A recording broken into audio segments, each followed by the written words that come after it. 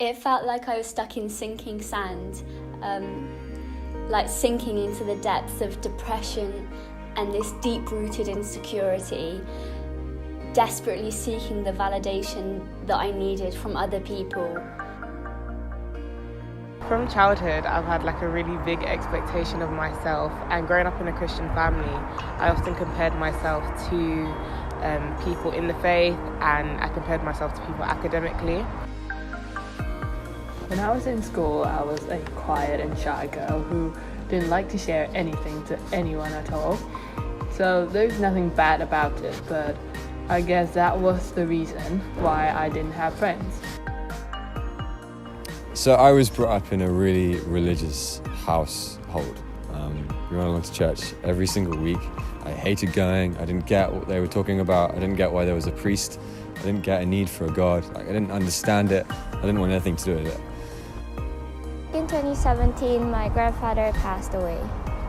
Before he passed away, the last few years he was suffering a lot and he was in a lot of pain. The day he passed away will be the day that I would actually remember, because I was the only one in the family who was home when he took his last breath. And I just knew that if I didn't get help soon, I would inevitably end up sinking lower and lower and destroying myself.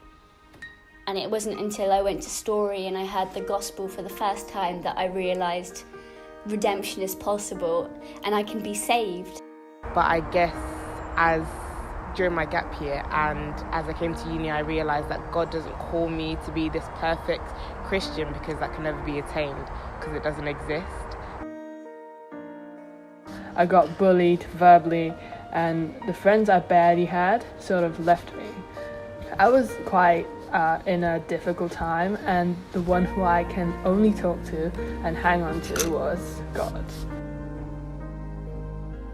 And then when I was like 15 years old, I was invited along to another church by a friend. Didn't want to go, but they gave me chocolate and fizzy drinks, so I stayed.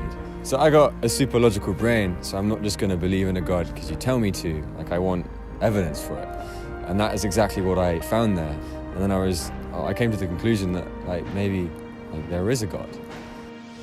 When he took his last breath, the entire place was at peace, and it was the kind of peace that you will never really experience it in life. When he opened his eyes for the last time, I knew that he saw Jesus. Knowing that Jesus hung on that cross, bleeding and dying, and he thought of me, and he did it with me in mind. Jesus was persecuted so that I don't have to persecute myself. And now I have the hope that God will carry me through all the failures that I will experience. And I will experience them because we are human, but I have the hope that I will be transformed. Until I knew what my problems were, I cheered up and I tried to change again. And this is the me today, who is positive, happy, and always being hopeful. But not just that he's real, but he gives me a hope. I'm not just on this planet to just sit around and get a job and then retire. But actually I have a hope in Jesus and my life has meaning. When he took the last breath, it was a sigh of relief, and it gave me hope that he's at peace and he's no longer suffering. That's why Jesus Jesus gives me hope. Gives me hope.